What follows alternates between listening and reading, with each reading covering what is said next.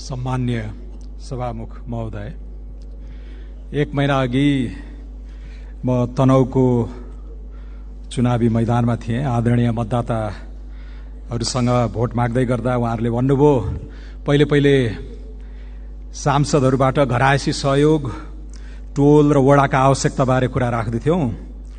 यसपटक स्थानीय होइन, हामी तपाईलाई राष्ट्रिय मुद्दाहरूमै योगदान दिनुहोस् भनेर पठाउन चाहन्छौं भन्ने आम राय मैले पाएको थिएँ। आज हामी राष्ट्रकै नीति, कार्यक्रम, बजेटको छलफलमा छौं। तैपनि सबैलाई लागिरहेको छ, एउटा शब्द दोहोरी राखिया छ। कतै यो कर्मकाण्डमै हामी सामेल भइराखेका त छैनौं। विनियोजन विधेयकको सिद्धान्त र प्राथमिकता आयो, एक सरो छलफल भयो, त्यसमा संशोधन हुने इत्यादि परिमार्जन हुने गुन्जायस थिएन। अहिले नीति तथा कार्यक्रममा पनि त्यस्तै वातावरण छ। फुल स्टप, कमा पनि चेन्ज नहुने सरकारले नचाहेसम्म।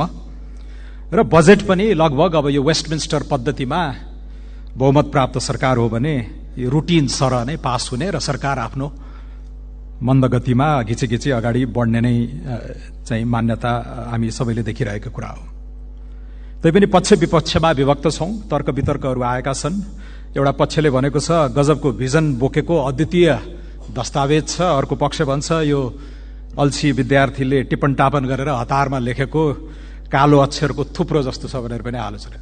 राष्ट्रिय स्वतन्त्र पार्टी एक्सट्रिम पोजिसनहरू राख्दैन। राष्ट्रिय स्वतन्त्र पार्टी रचनात्मक प्रतिपक्षीको भूमिकामा उभिएको छ र हामी भन्छौं यो हो परम्परा धान्नलाई ल्याइएको एउटा दस्तावेज हो र परम्परा धानिएको पनि छ।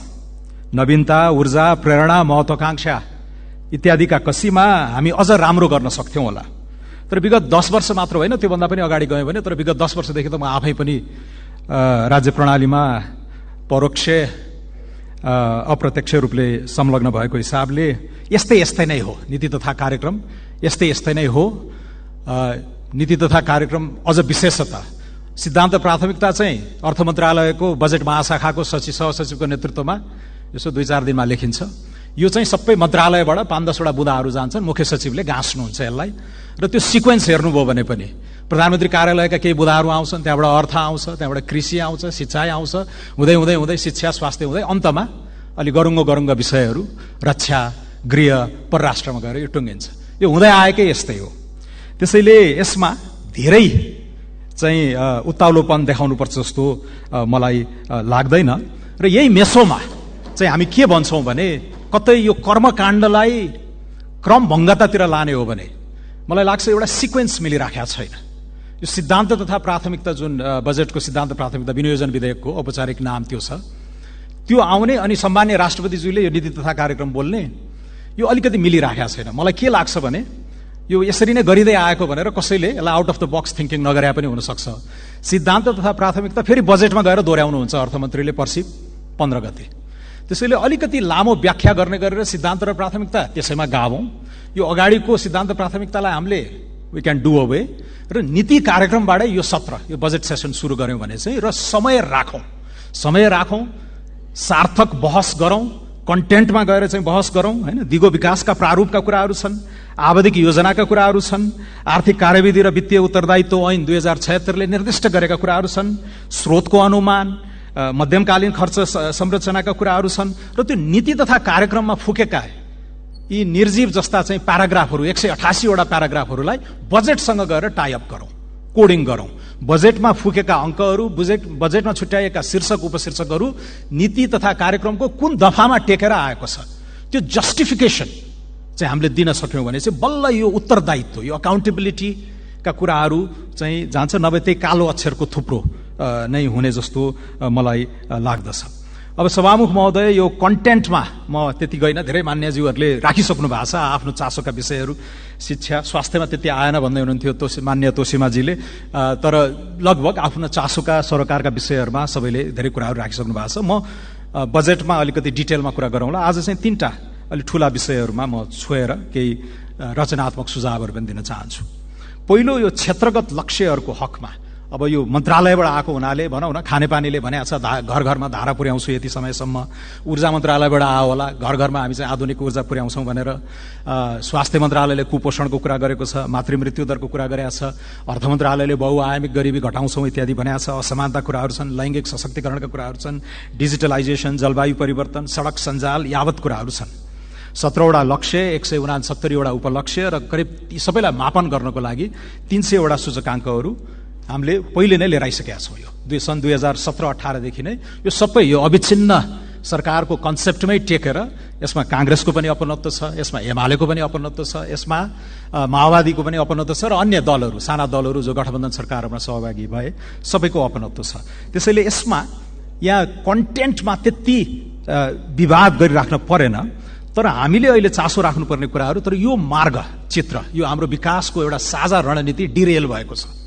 त्यति बेला हामीले भनेका थियौँ वार्षिक हाम्रो 20 खर्ब लाग्छ राष्ट्रिय रूपमै, सरकारको त बजेटै 16-17मा खुम्च्या छ अहिले, तर राष्ट्रिय रूपमै निजी क्षेत्रले पनि 35% जति हाल्छ, सरकारले 50-55 हाल्छ, गैर सरकारी संस्था कोअपरेटिभहरूले हाम्रो घर हाउस होल्डले पनि हाल्छन् 5-7% भनेर, त्यसरी अनुमान गरिएको त्यो खाका अलिकति भत्किएको छ। बाह्य प्रतिकूलता त भइहाल्यो, हाम्रै आन्तरिक उथलपुथल पनि छ। हिजो साँझ भर्खरै अहिलेको पछिल्लो सेन्सस डाटालाई मिहिन ढङ्गले केलाइरहेका एकजना मेरा विज्ञ मित्रले भन्नुभयो, यो बोइज र गर्ल्स, केटा र केटीको रेसियो नै हाम्रो त यस्तो डिस्टोर्ट भइसकेछ। 100 केटी जन्मदाखेरि 114 केटा, यहाँ भ्रूण हत्यादेखि लिएर हैन यो सन प्रेफरेन्सका कुराहरू सबै आएको छन्। यसले कस्तो समाज बनाउँछ हाम्रो 20 वर्षपछि 30 वर्षपछि। त्यसैले यो आन्तरिक उथलपुथलको बारेमा पनि हामीले चाहिँ यो नयाँ तथ्यमा टेकेर बहस गर्नुपर्ने भएको छ। तर मलाई लाग्छ यी लक्ष्यहरू, तोकिएका लक्ष्यहरू प्राप्तिका लागि बजेट कहाँ कसरी छुट्याइन्छ र सरकारको मनसाय त्यति बेला चाहिँ हामीले प्रष्ट रूपमा देख्नेछौँ। अहिले यो आशा एस्पिरेसनल छ, यहाँ पुग्छौँ, यहाँ पुर्याउँछौँ भन्ने कुराहरूको छ। तर त्यही मैले अघि पहिलो बुदामा भनेको चाहिँ यसलाई अझै कङ्क्रिटाइज गर्नु पर्यो, यसलाई अकाउन्टेबल बनाउनको लागि नीति तथा कार्यक्रमको दफा र बजेटको कोडिङसँगै चाहिँ लिङ्क गर्नेतिर हामी जानुपर्दछ। अर्को फिस्कल स्पेसको बारे चासो छ, कसरी बढाउने चिन्ता पनि छ। 10 वर्ष अगाडि हामी 618 अर्बको बजेट लिएर आयौँ, गत साल हामीले चाहिँ 1794 को बजेट बनायौँ। यो अस्वाभाविक वृद्धि छ। कुल ग्राहस्थ उत्पादनको अनुपातमा 22.5%बाट हामीले वात्तै 34.5% पुर्याएका छौँ। र यो कस्तो भएको छ, यसले बजेटहरू अविश्वसनीय हुनुको कारण के पनि हो भने जेठमा यसरी सुन्निएको एकदम अविश्वसनीय बजेट बनाउने अनि माघमा चुपचापसित त्यसलाई अलिकति साइजमा लिएर आउने। त्यसैले यसपालि अलिकति यथार्थपरक बजेट ल्याउन म सरकारलाई आग्रह पनि गर्छु र हामी यसलाई मोनिटरिङ पनि गर्छौँ। यहाँ रेकर्डहरू यथेष्ट छन्। चालु खर्च औसतमा कति खर्च भइराखेका छन् विगत 5-7 वर्षदेखि। पुँजीगतको रेकर्ड के छ? अनुदान हामीले यसपालि 55 अर्ब आउँछौँ भने 5 अर्ब पनि आइसकेका छैन। ऋणमै पनि 2 खर्ब 2.5 खर्ब उठाउँछौँ भन्छौँ, 50% को हाराहारीमा मात्र आइराखेको छ। र सबै भार हामीले आन्तरिक ऋणमा गरेका छौँ, जसले निजी क्षेत्रलाई खुम्चाइराखेको छ। यो क्राउडिङ आउट भन्छौँ नि, निजी क्षेत्रले एकदमै उत्पादनमूलक गतिविधिहरूमा लगाउन सक्ने पुँजी सरकारले सोचेर अनुत्पादक प्रयोजनमा यो खर्च गरिराखेको छ। यसतिर पनि हामीले हेरौँ। रेभेन्यू राजस्व कसरी बढाउने इत्यादिमा पछि म बोलाउँला। तर यो 75 सालकै सार्वजनिक खर्च पुनरावलोकन आयोगले धेरै राम्रो सुझावहरू दिएको छ। विकास समिति ऐन र विशेष ऐनबाट बनेका परिषद आयोग बोर्डहरू 216 वटामा यसले सयौं चाहिँ खारेज वा गाव दिए हुन्छ भनेर भनेको छ। त्यसैले चालु खर्च किन वृद्धि भइरहेछ, सामाजिक सुरक्षालाई कसरी रासनलाइज गर्ने, यो तीनै तहको वित्त व्यवस्थापनका प्रणालीहरूलाई कसरी सुधार्ने बारे एकदमै 380 पेजको त्यो रिपोर्टमा धेरै कुराहरू लेखिया छन्। सरकारले त्यो पढ्दियो भने मात्रै पनि पुग्छ। सार्वजनिक संस्थानहरूको लगानी र दायित्वकोमा पनि धेरै राम्रा सुझावहरू छन्। यहाँ जस्तो उदयपुर र हेटौँडा सिमेन्टलाई एउटै म्यानेजमेन्टमा राख्दैमा पनि 35% चाहिँ खर्च कटौती गर्न सकिने कुराहरू छन्। जडीबुटी र औषधि लिमिटेडका कुराहरू छन् हैन, दुग्ध विकासलाई कसरी अगाडि लाने भन्ने कुरा छन्। त्यसैले यो सबै यो संस्थानहरूको डिटेलमा म अहिले गइन र अन्तमा यो पूर्वाधारकै मोडलमा पनि हामीले चाहिँ पुनर्विचार गर्नु पर्यो। अब एक लहर आयो सन् 2008 पछि, सन् 2015 पछि पनि अब चाहिँ हामीले ठुल्ठुला फ्ल्यागशिप इन्फ्रास्ट्रक्चरमा जानुपर्छ भन्यौँ। पूर्व तयारी, यो लागत, सञ्चालनको मोडालिटी इत्यादिमा हामीले चाहिँ अब नयाँ सिराबाट नै बहस गर्नुपर्ने हुन्छ। तनहुमै मैले देखेँ त्यो धुले सडकहरू 53 सालमा बनेका धुले सडकहरू आजसम्म पिच भएको छैनन्। तर यहाँ पनि त्यो करप्सनको जुन हामीले कुरा गरिरहेको छौँ यहाँ पनि पुगेको छ हैन। यो अलकत्रालाई 100 को मानक मान्ने हो भने त्यहाँ ओटासिल 6 मा चाहिँ बन्दो रहेछ। डीबीएसटी भनेको यो चाहिँ डबल बिटुमेनस सर्फेस ड्रेसिङ करिब 12 मा बन्दो रहेछ। भनेपछि यो अलि सृजनशील भएर हामीले करप्सन र पैसा त्यो दोहनकारी राजनीति हैन, यो विकृत निर्माण व्यवसायीहरू र राजनीतिको यो खराब नेक्ससलाई बोक्नको लागि चाहिँ ब्रेक गर्नको लागि पनि हामीले चाहिँ यो सृजनशील भएर अगाडि जानुपर्नेछ र यसमा पनि राष्ट्रिय पूर्वाधार प्राधिकरण इत्यादि बहस गरेर हामीले नयाँ सिराबाट जाउँ। नीति, नियत र क्षमता यी तीनटैमा टेकेर एउटा यथार्थपरक, विश्वसनीय र आशा जगाउने खालको बजेट आओस् र यो नीति तथा कार्यक्रम र बजेट बीचको लिङ्केज एकदमै टाइट भएर चाहिँ अगाडि जाउँ, ताकि हामी फेरि सबैजना 275 जना 65 जना सांसदहरूले चाहिँ खालि यो कर्मकाण्ड भयो भने र आफ्नो कुराहरू राख्ने इत्यादि रेकर्डको लागि मात्रै यो औपचारिकता नहोस् भन्ने मेरो आग्रह पनि हो। धन्यवाद। माननीय सदस्य श्री धवल शमशेर जंगबहादुर राणा।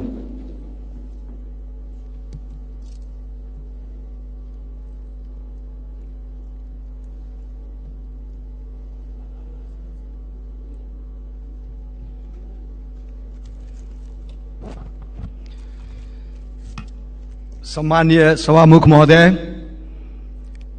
आज यो 80-81 को नीति तथा कार्यक्रमको विषयमा हामी यहाँ छलफल गरिरहेको छौं। सबैको मुखबाट त्यही आइरहेको छ, कर्मकाण्ड यसपछि मान्य होला यो अधिकारी। किनकि अहिले 18 वर्षबाट हामीले के महसुस गरिराखेको छौं भने जसको सत्ता आए पनि देशको विकास होइन, कुर्सी बचाउने कुरामै राजनेताहरू र पार्टीको ध्यान केन्द्रित भएको हामी सबैले पाइरहेको छौं। केही कुराहरू अत्यन्तै महत्त्वपूर्ण र राम्रो कुराहरू नीति तथा कार्यक्रममा आएको छ, त्यसलाई राष्ट्रिय प्रजातन्त्र पार्टीले टेवा दिन्छ र अगाडि बढाउनको लागि सहयोग गर्ने प्रतिबद्धता पनि म जाहेर गर्न चाहन्छु। जस्तो विकासको लागि जमिन अधिग्रहणका कुरा छ, वनका नियम कानूनलाई सजिलो बनाउने कुरा छ, EIA र AIE गर्नको लागि सहजीकरण गर्ने कुरालाई अगाडि बढाउनु पर्छ। हामीले सार्वजनिक खरिद ऐन जसले हाम्रो विकासलाई धेरै समस्या पारेको छ, त्यसलाई प्रभावशाली र सहजीकरण गर्नुपर्ने आवश्यकता देखेको छौं र यसमा आएको छ। मल खादको कुरा आयो, एउटा कारखाना विलम्ब नगरी बनाउनु पर्छ भन्ने कुरा आएको छ। मैले केही दिन अगाडि मिडियामा सुनेको छु, 2टा कम्पनीहरूलाई गो हेड भनेर सरकारले अनुमति दिएको छ। साथमा अर्ग्यानिक मल को उत्पादन गर्नको लागि स्थानीय निकायहरूलाई जिम्मेवार बनाउने कुरा अत्यन्तै राम्रो हो। र यो मलको कारखाना, यो रासायनिक मलको कारखानालाई विद्युत उत्पादनसित जोड्नुपर्छ। आजको केही वर्षभित्र हाम्रो विद्युत उत्पादन सरप्लसमा जान्छ। त्यो सरप्लसमा जाने 2 वर्षभित्रको बेलामा हाम्रो मलको कारखाना तयार हुनुपर्ने आवश्यकता छ। यसमा तीव्र गतिले सरकार अगाडि बढोस् र यो कर्मकाण्डको हिसाबले नआओस्। सिंचाइका कुराहरू आएको छ, शाखा नहरहरू बनाउने, मूल नहरहरूलाई रिपेयर गर्ने अत्यन्तै राम्रो कुरा हो। यो कुराहरू अगाडि बढाउनु पर्छ। सिंचाइ नभइकन कृषि प्रधान देश अगाडि बढ्न सक्दैन। सभामुख महोदय, सुकुम्बासीका समस्या यो त एउटा तमासा भएको छ। देशमा राजनीतिक पार्टीहरूले कार्यकर्ता भर्ना गर्ने र आफ्नो कार्यकर्तालाई सुमसुमाउने, थमथमाउने बाटो भएको छ। 30 वर्षबाट 36वटा सुकुम्बासी आयोग बनिसकेका छ। अहिले पनि यही तमासा हामी गरिरहने, अन्तिम पटकको लागि सुकुम्बासी व्यवस्था गर्ने र त्यसपछि यो च्याप्टरै बन्द गर्ने, यो दृढताको साथ यो सरकार जाओस् भन्ने हाम्रो मूल्य र मान्यता हो। यसलाई समाज पावरम, यो सुकुम्बासीको खेल र यो जनतालाई लोभ्याउने राजनीति गर्ने गरिबहरूको माथि यो कार्यलाई यो सरकारले यो वर्ष बन्द गरोस्। हामी विदेशी पुँजीलाई भित्र ल्याउने कुरा गर्छौं, फरेन डाइरेक्ट इन्भेस्टमेन्टलाई आकर्षण गर्ने कुरा गर्छौं, तर सरकारले त्यो इन्भाइरोमेन्ट बनाएको छ, ट्याक्स सिस्टम त्यस्तो बनाएको छ, हाम्रो लेबर लजहरू त्यस्तो बनाएको छ, फरेन इन्भेस्टमेन्टलाई आह्वान गर्दैमा आउँछ, आकर्षण गर्नुपर्छ, उनलाई ट्याक्स हलिडेहरू दिनुपर्छ, बिजुली दिनुपर्छ, रोड दिनुपर्छ, कस्टमका नीतिहरू उनको लागि सकारात्मक बनाइदिनुपर्छ। बल्ल पुँजी आउँछ, भाषण गरेर पुँजी आउँदैन। आजकलको जमानमा पुँजी जहाँ पनि जान सक्ने स्थिति छ। बल्ल चेत आयो, बल्ल सरकारलाई चेत आयो कि हामीले गलत गरेको रहेछौँ। पञ्चायत टाइमका कारखानाहरू बेचेर सिद्ध्याएर खाएको गलत गरेर रहेछौँ भन्ने बल्ल चेत आयो र नयाँ र पुराना कारखानालाई बिउजाउने कुरा, रोजगारी बढाउने। समय सकियो। 10 मिनट भने होइन, 5 मिनट हो यहाँको समय। समय सकियो मान्य सदस्य। इन्फर्मेसन गलत प्रभाव भएछ। धन्यवाद।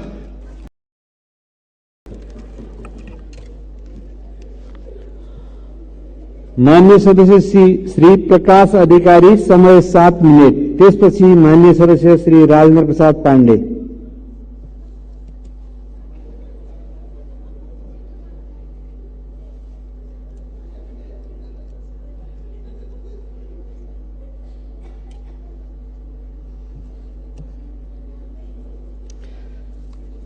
सम्माननीय सभामुख महोदय, सर्वप्रथम यो सरकारको यो 2080-81 को यो नीति तथा कार्यक्रममाथि कुरा राख्ने भन्दा पनि कता कन्फ्युज भयो भने यो समयकै बारेमा अलिकति भन्न मन लागेको छ। समय कहीँ अनलिमिटेड अनि कहीँ अति लिमिटेड, यो के गरिकन हामी छुट्याउने? मैले नियमावली सबै नियमावली पल्टाएर हेरेँ, अनलिमिटेड समय मैले कहीँ भेटिनँ। कतै अनलिमिटेड समय दिने र कतै लिमिटेड समय गर्ने त्यो प्रक्रिया मैले देखिनँ। तर यहाँ त्यही प्रक्रियामा चलिराखेको संसद विगतदेखि देख्दैछु। एउटा यो मेरो सानो सुझाव, यसलाई भोलि परामर्श व्यवस्थापन समितिले पनि विचार गरोस् र समयलाई दिने कुरालाई चाहिँ कसरी ख्याल गर्ने भन्ने कुरा होस्। अब म नीति तथा कार्यक्रमको बारेमा केही कुराहरू के छ भन्दाखेरि आइराखेको छ। नीति तथा कार्यक्रम समग्रमा हेर्यो भने सबै क्षेत्रलाई छोएको छ, सबै क्षेत्रमा चाहिने गर्नुपर्ने आवश्यकता देखिएको रहेछ। अनि विगतका नीति तथा कार्यक्रमहरू हेर्दा पनि यस्तै देखिन्छ र अहिलेको नीति कार्यक्रम जति बेलाको नीति कार्यक्रम हेर्यो लाग्दछ नेपालमा भर्खर यो नीति कार्यक्रम प्रारम्भ भएको हो।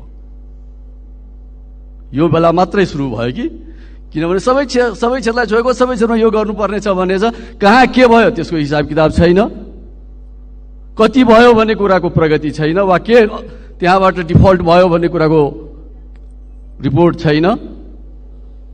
केवल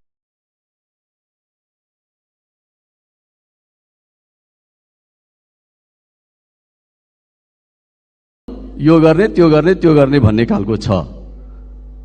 त्यसकारणले यसलाई पनि नयाँ परिवेशमा र अलिकति उचाइका साथ विगतमा हामीले केही गल्ती नै गरेछौँ भने पनि स्वीकार्न सक्नुपर्छ सरकारले। यो नीति कार्यक्रममा यसरी मिस्टेक भयो अथवा यति कार्यान्वयन हुन सकेन र आगामी दिनमा चाहिँ यसलाई सुधार्ने कि अथवा लाइन बदलिने हो कि भन्ने प्रश्न त्यतिकै चाहिने आउँछ। यसकारणले त्यो चाहिँ मैले पाइनँ। तर समग्रमा हेर्यो भने यो नीति कार्यक्रम सबै विषयलाई छोएको छ। यति काम गर्न सक्यो भने मात्रै पनि प्रारम्भिक रूपमा धेरै हासिल गर्न सक्ने कि वर्तमान अवस्थालाई हेर्दाखेरि मुलुकको वर्तमान राजनीतिक, आर्थिक र सामाजिक अवस्थालाई व्याख्या गर्दा, हेर्दा, देख्दा, भोगिरहँदाखेरि यति मात्रै काम गर्न सक्यो भने पनि धेरै हुन्छ। यसकारण यो समग्रमा यसलाई सकारात्मक भने पनि, तर वर्तमान जुन प्रकारले आर्थिक अवस्था ध्रुव अवस्थामा पुगेको छ, मुलुक एक प्रकारले अन्यल अवस्थामा छ। सर्वत्र जनताहरू अन्यलमा बाँचिराखेका छन्, आशंकित भएर बाँचिराखेका छन्। एकपछि अर्को गरिकन देशमा विभिन्न काण्डहरू उत्पन्न भइराखेका छ। सुशासनको समस्या उत्तिकै छ, सुरक्षाको समस्या त्यस्तै छ, बजार भाव आकाशिदो छ, त्यहाँ नियन्त्रण छैन। हरेक क्षेत्रमा यी प्रकारको जुन समस्याहरू देखा परेको छ, त्यसमा यो बजेटले एउटा केन्द्रित गर्नुपर्ने, यो नीति कार्यक्रमले केन्द्रित गर्नुपर्ने। मैले अस्ति विनियोजन विधेयक 80-81 को जुन आएको थियो, अर्थमन्त्रीजीले जुन पेश गर्नुभएको थियो, आशा गरेको थिएँ त्यसमा सायद भन्नुभएको थियो यसपालि हामी केन्द्रित गर्छौँ, यो वर्ष केमा बढी काम गर्ने, कुन कुरालाई बढी प्राथमिकता दिने, त्यसमा हामी केन्द्रित गर्नेछौँ र त्यो केन्द्रित गरेको आधारमा ल्याउनेछौँ। तर नीति कार्यक्रममा त्यसरी केन्द्रित भएर यो क्षेत्रलाई बढी विकास गर्दाखेरि मुलुकको आर्थिक अवस्था, देशमा देखा परेको निराशा, यी सबै कुराहरू जनतामा रहेको छाएको निराशालाई चिर्न सक्ने वातावरण हुन्छ। त्यसरी केन्द्रित भएर आएको छैन। कृषिमा धेर थोर अलि बढी चर्चा गरिएको देखिन्छ, तर ठोस रूपमा कृषि क्षेत्रको विकास, किसानलाई दिइने सुविधा परम्परा जस्तै छ, ठोस रूपमा आएको छैन। के गर्दाखेरि किसानहरू अलि बढी चाहिने हौसिने हो, के गरी त्यहाँ चाहिने जागरुकता राख्ने हो, उत्पादन कसरी कृषि क्षेत्रको बढ्ने हो, त्यसमा कतैले दिशानिर्देश गरेको छैन, ठोस रूपमा दिशानिर्देश गरेको छैन। बिउ बिजन दिने, मलखाद दिने आदि इत्यादि त हिजो अस्ति पनि हुँदै भएको कुरा हो, तर समय अहिले नै घर्किसकेको छ। अहिलेसम्म खाद पुगेको छैन, मलखाद कतै व्यवस्थित छैन, बिउ बिजन कतै व्यवस्थित छैन। समय त आइसकेको छ, किसानको बेला त भइसकेको छ। त्यसकारणले त्यसैलाई केन्द्रित गर्नुपर्छ। हामी भन्छौँ अहिले तत्काल मुलुकको आर्थिक अवस्थालाई चाहिँ गर्ने हो, देशैमा रोजगारीको चाहिँ अवस्थालाई फैलाउने हो भने पहिलो प्राथमिकता नेपालको लागि कृषि नै हो। कृषि क्षेत्रलाई नै विस्तार गर्नुपर्ने हुन्छ, कृषिलाई नै विकास गर्नुपर्ने हुन्छ। त्यो भनेको आफ्नै स्रोत साधनमा हुने हो। जबसम्म देशको आफ्नो स्रोत साधनहरूलाई उपयोग गर्न सकिँदैन, त्यो स्रोत साधन नहुन्जेलसम्म हामी परनिर्भर भएर बस्नुपर्ने हुन्छ। यस्तो आर्थिक नीति सधैँ ऋणमा चलाउनु पर्ने आवश्यकता हुन्छ। सभामुख महोदय, अलिकति मैले समय मागे, धन्यवाद। र अब अन्तमा अब धेरै समय सकाइदिनु भएको छ, भन्दै पनि मेरो अलिक धेरै थियो। र अन्त्यमा के छ भनेदेखि अलिकति जनतालाई विश्वास दिने खालको, सरकारले काम गराउने तर जनताको गरिदिएको कामलाई त्यसको नदिने, नतिर्ने। आज 73 सालमा शान्ति तथा पुनर्निर्माणको विकास योजना अन्तर्गत 2073 सालमा गएका योजनाहरूको अहिलेसम्म भुक्तानी दिएको छैन। जनताहरू त्यसमा पनि निराश भएर बसेका छन्। धेरै ठुलो मात्रामा छ त्यस्तो, जो 73 सालदेखि 80 सालसम्ममा काम सम्पन्न भइसकेको छ तर दिइएको छैन, भुक्तानी गरेको छैन। त्यतातिर यता कतै निर्देश देखिँदैन। त्यस्तै यसमा अपाङ मैत्री भनिएको छ।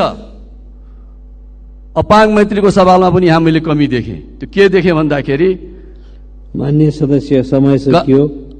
अपाङ मैत्री, म सानो 1 मिनट मात्रै, अपाङ मैत्री भनेर अपाङहरूलाई फसाइएको छ, मिसयुज गरेर विभिन्न अवैध काममा लगाइएको छ। त्यसलाई त्यो मान्छे कानुनी दायरामा फस्यो तर सपाङ मान्छे फस्या छैन।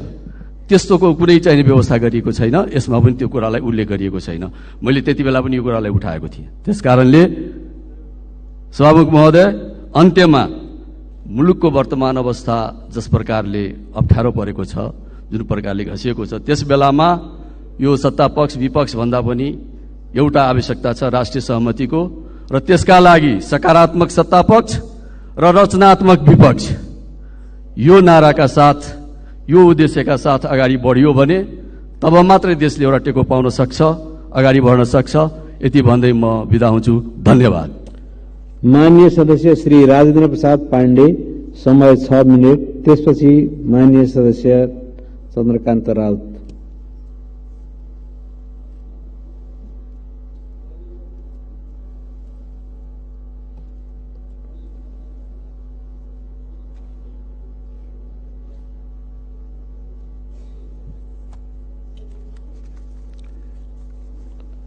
सभामुख महोदय,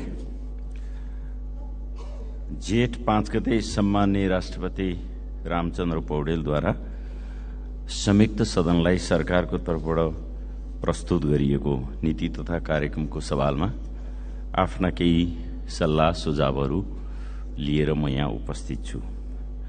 हाम्रो दलका नेता तथा पूर्व प्रधानमन्त्री माननीय माधव कुमार नेपालले यो नीति तथा कार्यक्रमका सवालमा धेरै पक्ष आफ्ना समग्र विचार दलकै तर्फबाट प्रस्तुत गर्नुभएको छ। त्यसलाई म पूर्ण समर्थन गर्दै म आफ्ना केही सुझावहरूलाई यहाँ राख्न चाहन्छु। विभिन्न ढङ्गले विभिन्न कोणबाट यो नीति तथा कार्यक्रमको बारेमा कुराहरू आए र यो पुनर्लेखन गर्नुपर्छ, फिर्ता लिनुपर्छ भन्ने टाइपका जे कुराहरू आए, मलाई यो फिर्ता लिनै पर्ने, पुनर्लेखन गर्नै पर्ने खालको आवश्यकता चाहिँ मैले ठानिनँ। केही सुझावहरू आएका छन्, अत्यन्त राम्रा, प्रतिपक्षहरूबाट पनि राम्रा सुझावहरू आएका छन्। ती सुझावहरूलाई समेटेर जाँदा राम्रो हुन्छ भन्ने मलाई लाग्छ। र विशेष गरी अहिले मैले देखिरहेको छु यो 70 पेज लामो 188 बुँदामा समेटिएको नीति तथा कार्यक्रमका सबै बुँदामा छलफल गर्न सम्भव छैन र यो नीति तथा कार्यक्रमले केही महत्त्वपूर्ण कुराहरूलाई सङ्केत गरेका छ, सही बाटोमा छ। यद्यपि हामी अहिले अत्यन्त जटिल अवस्थामा छौँ। देशको सङ्कटापन्न अर्थतन्त्रको अवस्था छ, निष्क्रिय र भ्रष्ट प्रशासन छ। यी कुराहरूमा सुधार ल्याउन नसकेको खण्ड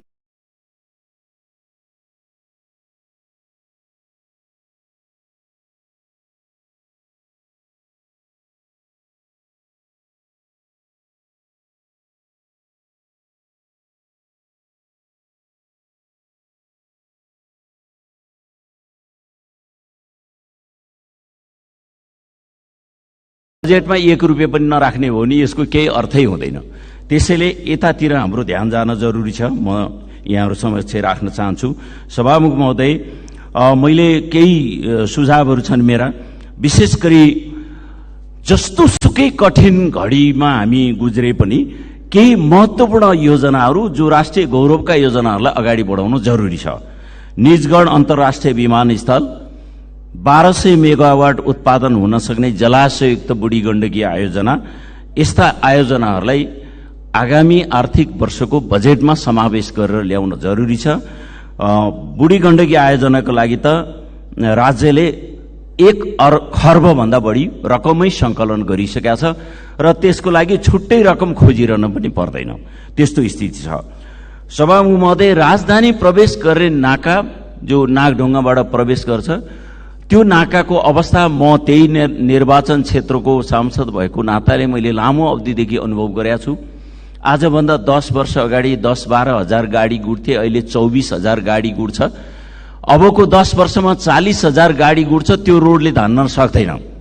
त्यसैले काठमाडौँको सीतापाइलाबाट धारके निस्कने सडकलाई समानान्तर सडकको रूपमा पारी हुँदै मुगलिन पारी भएर गैँडाकोटसम्म लैजाने सडक निर्माणको एउटा नयाँ खाका कोर्नुपर्छ। यो एउटा धेरै महत्त्वको विषय हुन्छ र यसको बारेमा यसै पालि यो डिपिआर निर्माण गर्ने एउटा प्रस्ताव सहित बजेटमा उल्लेख हुन सकोस्, म प्रस्ताव राख्न चाहन्छु। यति बेला हामी झन्डै 7 लाख युवाहरू विदेशिएका छौँ र हामीलाई महिनाको 1 खर्ब रेमिटेन्स भित्रिने गर्छ।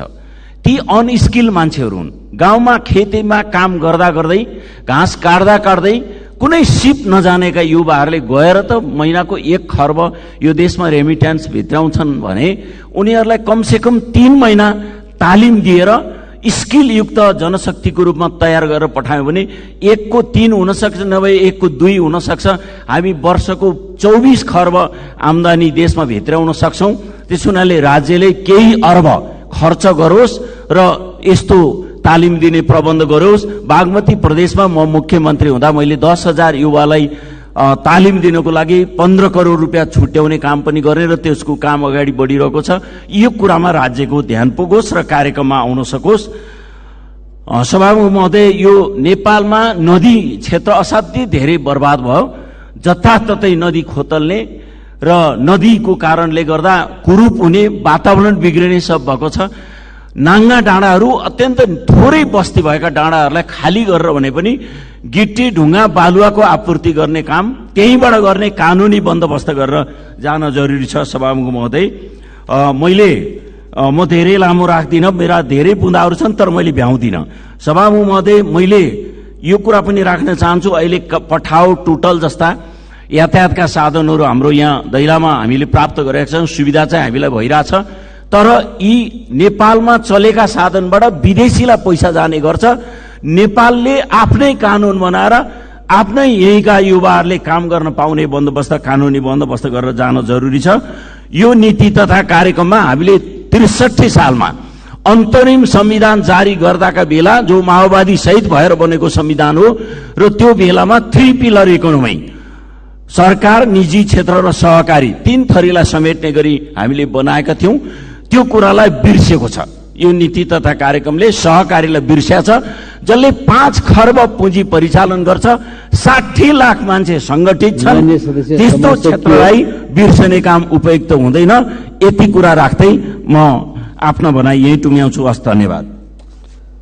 माननीय सदस्य डाक्टर चन्द्रकान्त राउत, समय 15 मिनट। त्यस पछाडि माननीय सदस्य अरुण कुमार चौधरी।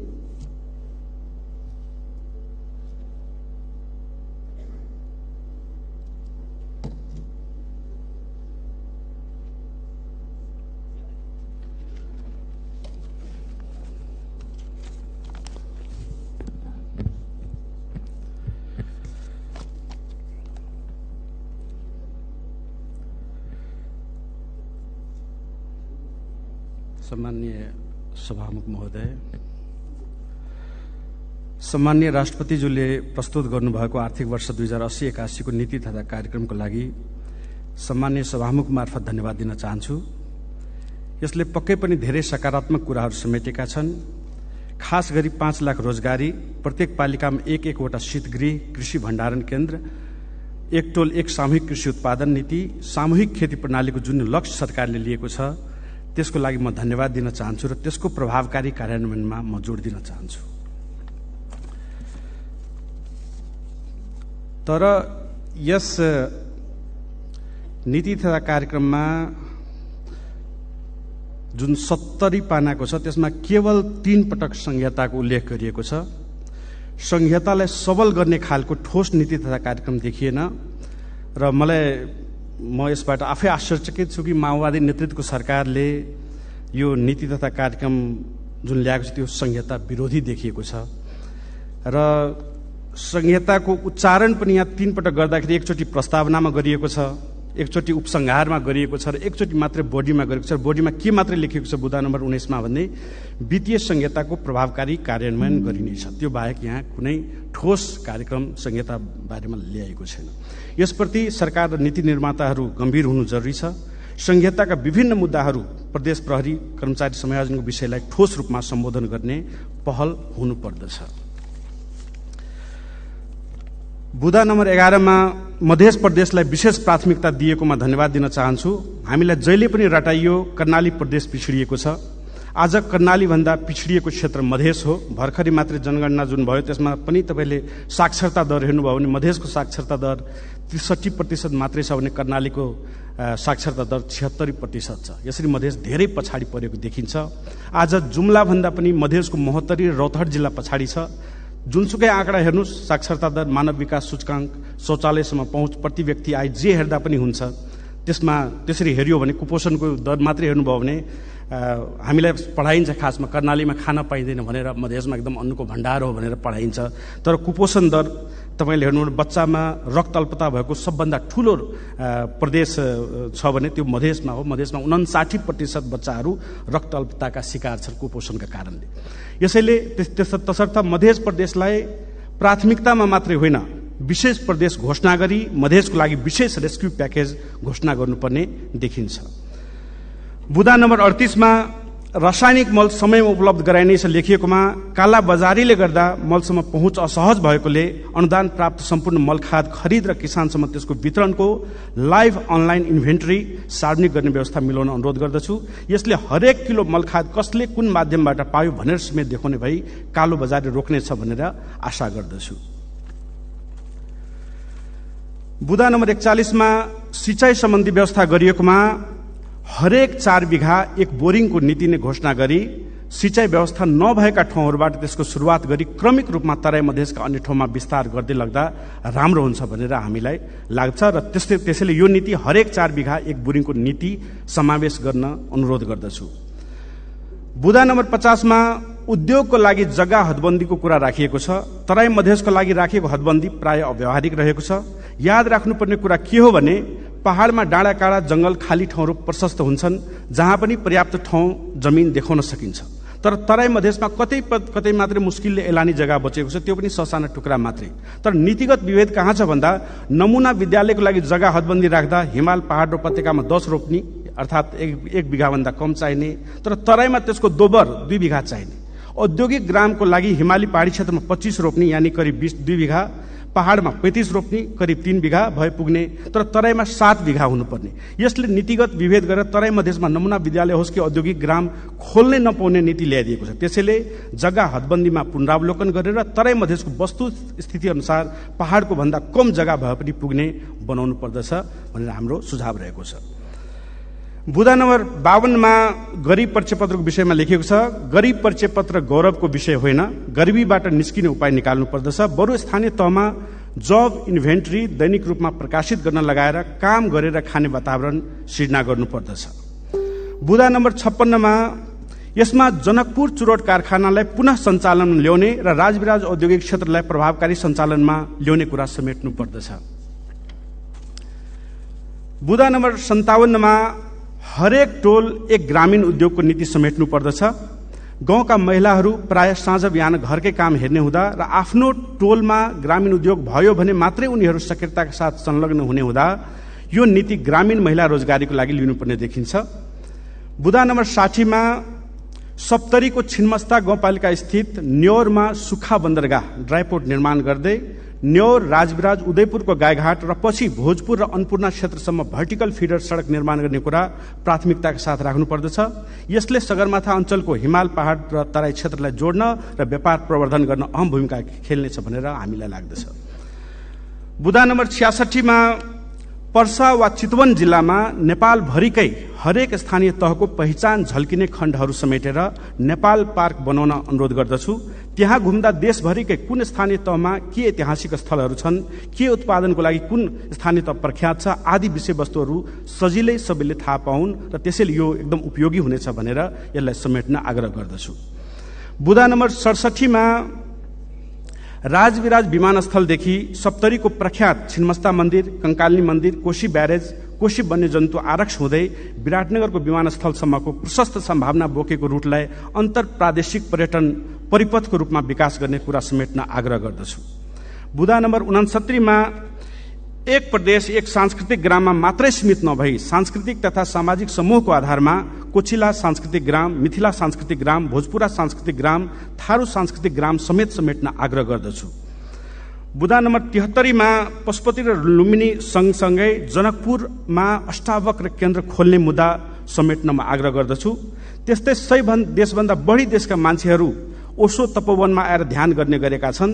त्यसैले ओशो तपोवनलाई भौतिक रूपमा परिपूर्ण गर्न र विस्तार गर्न समेत कार्यक्रम ल्याउने योजना समेट्न म आग्रह गर्दछु। बुदा नम्बर 86 एक घर एक धाराको व्यवस्था तराई मधेस क्षेत्रमा कसरी लागू हुन्छ वा के वैकल्पिक व्यवस्था छ तथा आर्सेनिक न्यूनीकरणको प्रभावकारी ठोस कार्यक्रम के छ, परिणाममुखी हुने गरी स्पष्ट अवधारणा तयार गर्न जरुरी छ भनेर म सुझाव दिन चाहन्छु।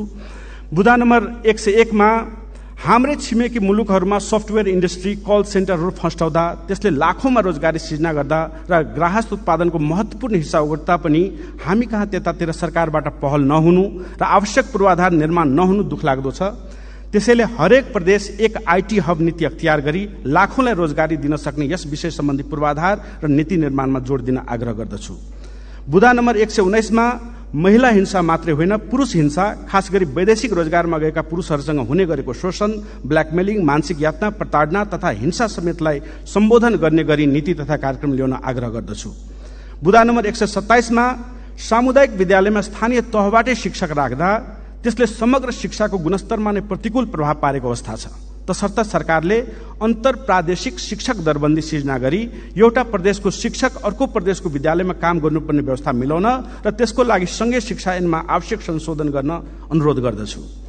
बुँदा नम्बर 128 मा विद्यार्थीको मापदण्डको विषयमा अंग्रेजी, विज्ञान, गणित जस्ता विषयहरूका लागि अन्तर्राष्ट्रिय रूपमै सर्वस्वीकार्य हुने क्याम्ब्रिजको जीसीलाई अंगीकार गर्ने र नेपालसँग सम्बन्धित सामाजिक शिक्षा जस्ता विषयमा आफ्नो मापदण्ड बनाएर राष्ट्रिय मापदण्ड तयार गर्नुपर्ने नीति लिनुपर्ने देखिन्छ।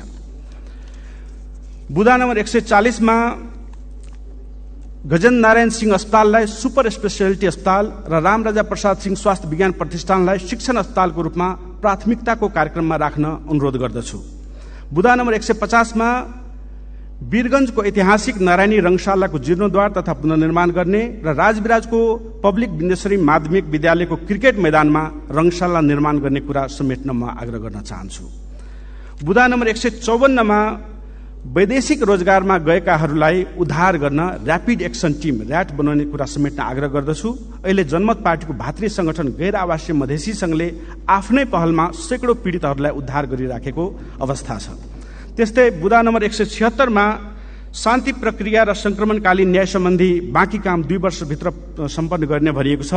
तर हामीले याद गर्नुपर्ने कुरा के हो भन्दाखेरि माओवादी आन्दोलनकै क्रममा यो देशमा करिब 100 भन्दा बढी सशस्त्र समूहहरू रहेका थिए र अधिकांशसँग सरकारले सम्झौता पनि गरेको थियो।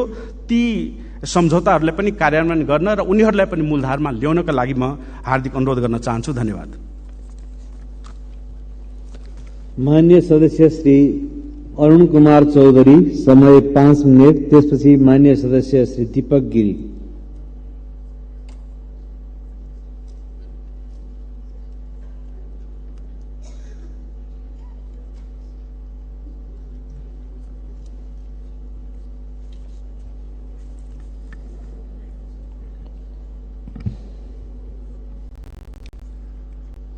सम्मान्य सभामुख महोदय, बारीमा जाउँ कि खाडीमा जाउँ सरकार, यो प्रश्न आम नेपाली युवाको छ। सभामुख महोदय,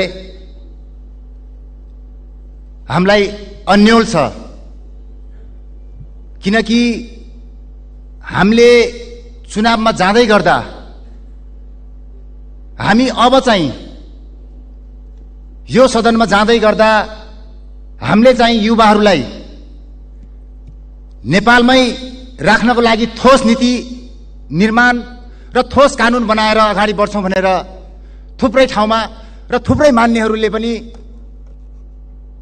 आफ्नो आफ्नो क्षेत्रमा जाँदै गर्दा मत माग्नु भएको होला। सभामुख महोदय,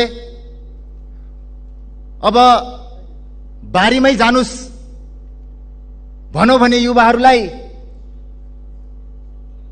युवाहरूले उत्पादन गरेको विभिन्न हिसाबले कोही गहना धरौटी राख्छ होला, कोही बैंकबाट लोन पनि लिन्छ होला, या विभिन्न हिसाबले आफ्नो श्रम खर्च गरेर जब युवा किसानले उत्पादन गर्छ र पनि बजारमा त्यसको मोल पाइँदैन, सभामुख महोदय, त्यसको ज्वलन्त उदाहरण आजको कान्तिपुरमा पहिलो पेजमा छापिएको छ। सभामुख महोदय, अब हाम्रो बजार छैन भनौं भनेपछि नेपालमै अर्बौंको खाद्य वस्तु अहिले पनि भित्रिएको अवस्था छ। सभामुख महोदय, व्यापार घाटाले अब भन्नै छैन। जो मान्यहरू आउनु भएको छ र योभन्दा पहिलाको पृष्ठभूमि हेर्ने हो भने थुप्रै मान्यहरूको अवस्था र थुप्रै मान्यहरू व्यापारबाट नै अहिले राजनीतिमा आउनु भएको छ होला लागिरहेछ। अहिले देशको अवस्था र व्यापारको अवस्था कस्तो छ भन्ने कुरा रोस्टमबाट होस्, 1 मिनट बोल्न पाउँदा होस्, जुनसुकै बेलामा पनि अहिले व्यापारको अवस्था कस्तो छ भन्ने कुरा प्रश्न झल्किएको छ। सभामुख महोदय, अब आउने बजेटमा व्यापारलाई पनि टेवा पुग्ने गरेर योजनाहरू समेट्नुपर्छ। सभामुख महोदय, यसमा थोरै आफ्नो भनाइ सहित अब आउने बजेटमा हामीले कृषिमा र किसानहरूलाई या विदेशबाट आउने खाद्य वस्तुहरूलाई कसरी रोक्न सक्छौं भन्ने कुरा थोरै आफ्नो भनाइ राख्न चाहन्छु सभामुख महोदय। जस्तै तराईमा न्यूनतम 5 बिघा र पहाडमा 25 रोपनी खेती गर्ने किसानलाई उत्पादनको आधारमा, न कि पहिल्यै अनुदान फर्म तयार गर्यो, झोलामा डकुमेन्ट बनायो र ल्याएर टक्रायो अनि त्यसपछि त्यतिखेरै अनुदान दिने होइन कि हामीले चाहिँ उत्पादनमा चाहिँ अनुदान दिने व्यवस्था गर्नु पर्यो। त्यस्तै गरी सभामुख महोदय, चक्लाबन्दी खेती जुन सामूहिक खेती जुन छ, तराईमा 20 देखि 25 बिघा र पहाडमा कम से कम 50 रोपनी, यदि यो चक्लाबन्दी खेतीमा हामीले उत्पादनमा यो पनि न कि फेरि कागजी रूपमा पुगायो र फेरि अनुदान लिएर गयो, न कि त्यसमा नगरेर हामीले उत्पादनमा यदि 50% सम्म अबको आउने बजेटमा यदि अनुदानको व्यवस्था गर्यौं भनेपछि पक्कै पनि यो हाम्रो देशको व्यापार घाटा छ, यसलाई चाहिँ कम गर्नमा मद्दत पुर्याउनेछ सभामुख महोदय। नत्र भने थुप्रै युवाहरूले अहिले हामीलाई मत हालेर पठाउनु भएको छ, देशमा जानुस्, तपाई कानून बनाउनुस् र हामीहरू युवालाई देशमै रोजगार दिनुस् भनेर कसरी भन्ने युवाहरूलाई हामीले नीति बनाउन सकेनौं। तपाई जानुस्, खाडी मुलुकमा जानुस् भनेर कसरी भन्न सक्छौं? यति भनाइ राख्दै बिदा हुन्छु। हस्, धन्यवाद। जय नागरिक। माननीय